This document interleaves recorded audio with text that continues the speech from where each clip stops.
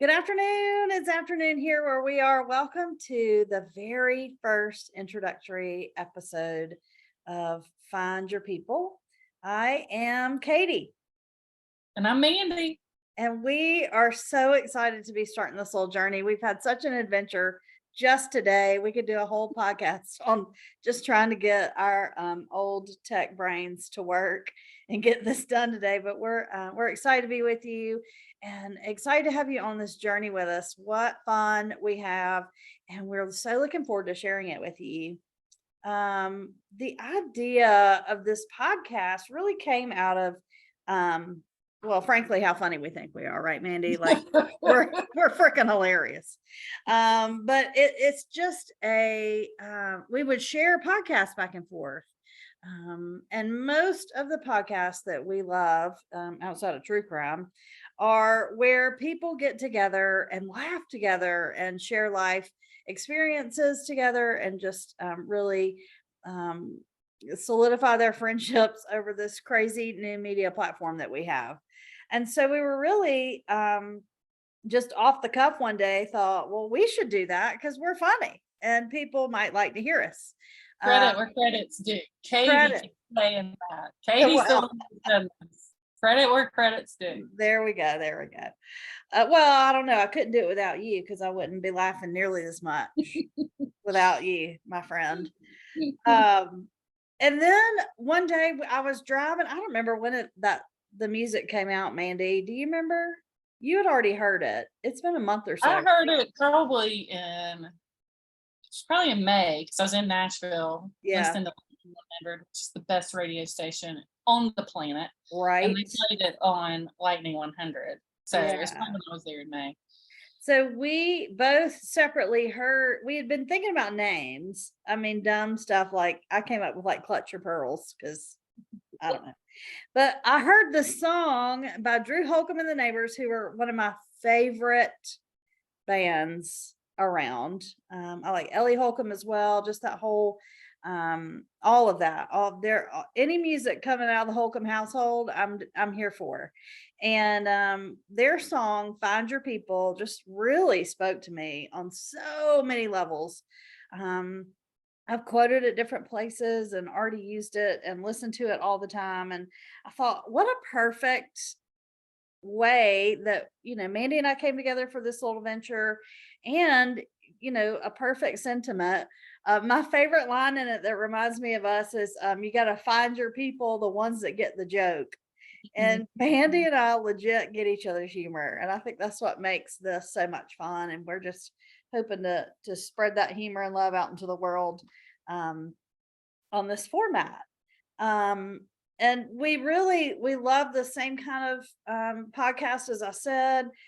So when we start doing our regular podcasts, we'll have different segments. So find your passion, find your books, find your favorites, but our big one is going to be find your game or find your sports, because we frankly are much better sports commentators than most of the people out there getting paid to do it.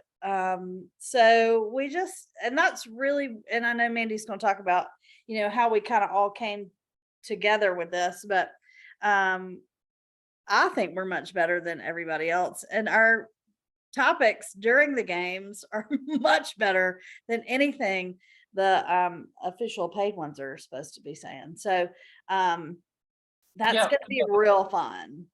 So, Katie, you said you've already used lines from the song.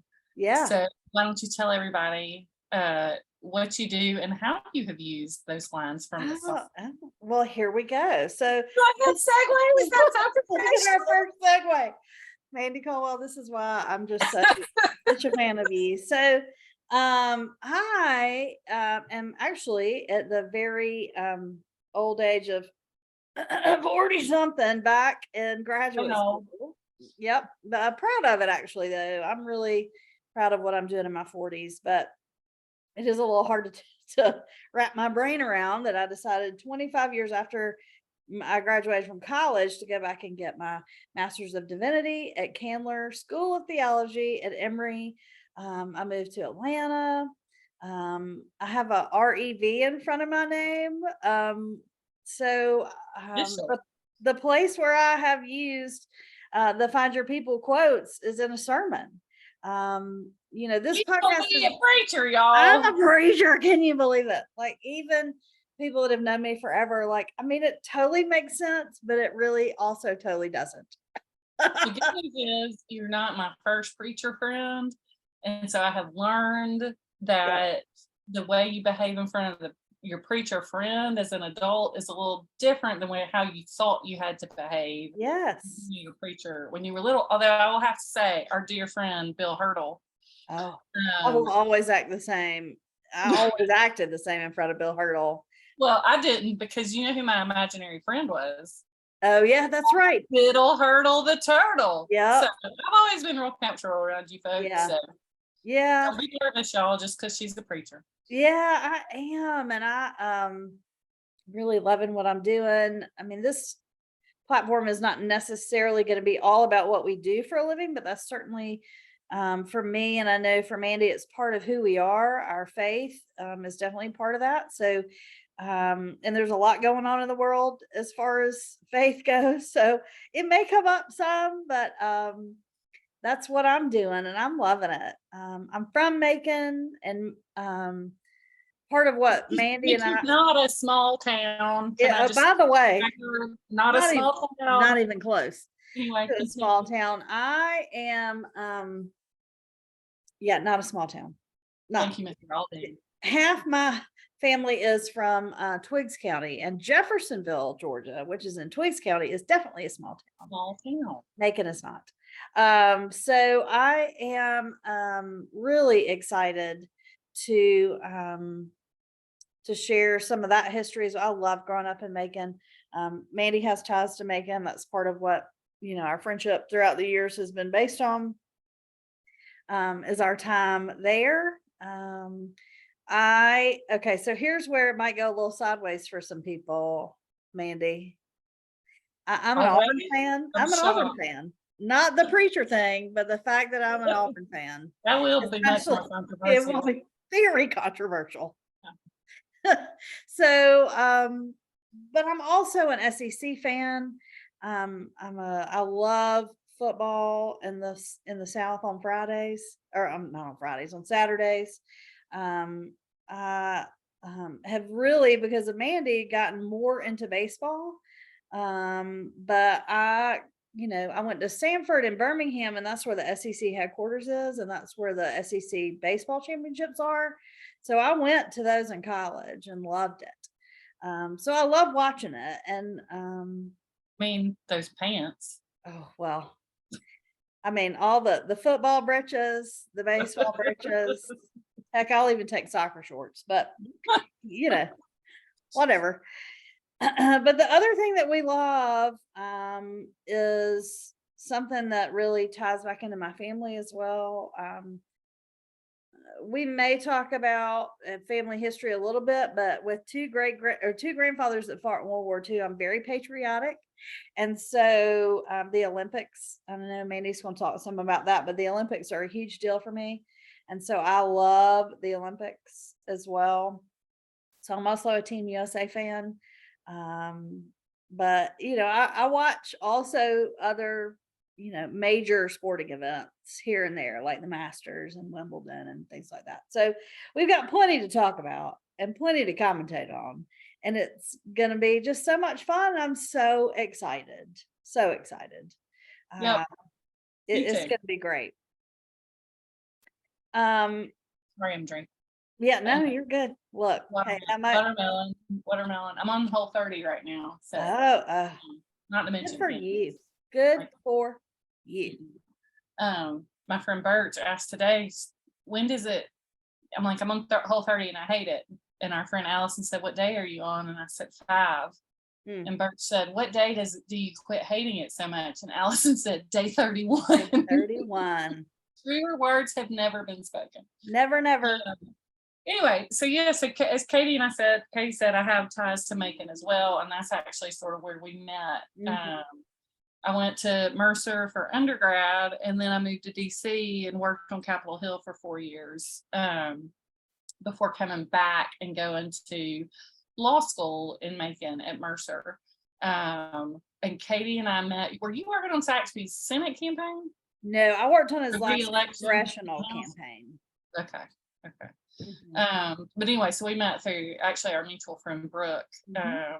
who grew up with me in a small town. In an actual small town. Yes.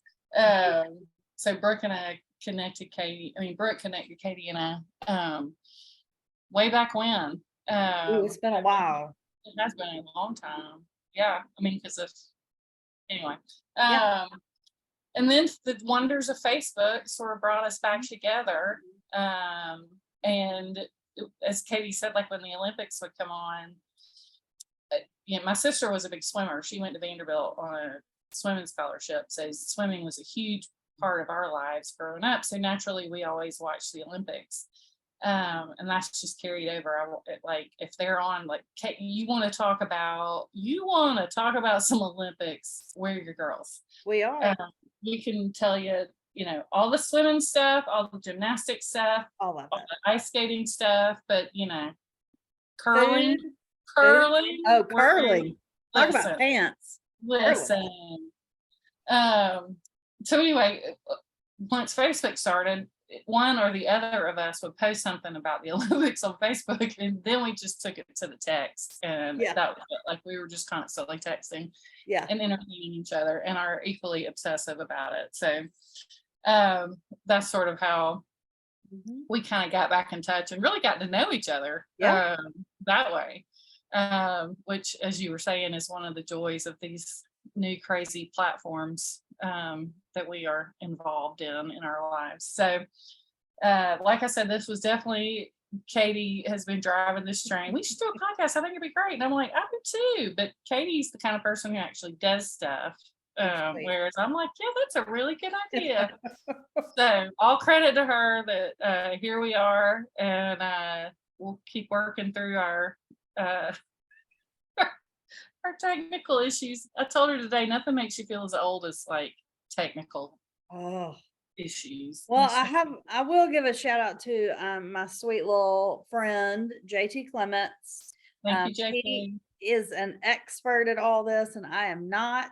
And the audio is not great on this one because we got these newfangled mics, and then we couldn't hear each other. It was quite the Abbott and Costello slapstick. I wish we could record that. But it was so many different Zoom links. I don't know how we'd piece it together. But here we are. But anyway, JT is going to help us figure out how to work a better mic system so the sound quality is better. If you have any tech questions, I can get you JT's number. He's wonderful. He has a side business. He's a young sweet friend. We're actually counselors at camp together, and I'm just so thankful that I met him in life, but now that he's my little expert, I'm really thankful for him that he's on call for me 24/7. Me too. Thank you, too. Yeah. So kind of back to tell us more about you if you want to, Mandy. What do you I know what I was going to ask. Yes. You have this passion that is probably I can't wait to hear this because I don't think I'm being passionate about anything. No, she's standing right beside you. She actually laid down on her bed. She's great. I mean, I have not heard a peep. Not that I would care if I did. But that's the other thing we're going to talk about on this podcast is things that we love to help with and love to use to make our community better. And Mandy not only is the legal eagle of our little duo here, but she has a heart for these sweet pups and has one right now. I do. I have Jenna. Not everybody pronounces it that way, but I do. Right. That's Jenna. Every time you text me something about Jenny, that's the way it sounds in my head. Oh, good. That's correct. Yeah. But I foster Weimaraners. I had a Weimaraner. I got Etta my third year of law school. Had a horrible experience working in Atlanta this summer before my third year of law school. And the only good thing that came out of it is I made enough money to buy a dog. So got Etta, had her my third year of law school. She was the mascot. Everybody loved her. Or at least they pretended like they did. Always. And then she got to retire to the beach when I moved to the beach, and I have commitment issues, and I haven't been ready to go back in full time on a dog. So I had become friends with some people who run a Weimaraner Rescue of the South. And so Betsy, the president of the rescue, started just poking me about becoming a foster. And my first foster was Joey, who was also, like Jenny, rescued off the streets of Mobile.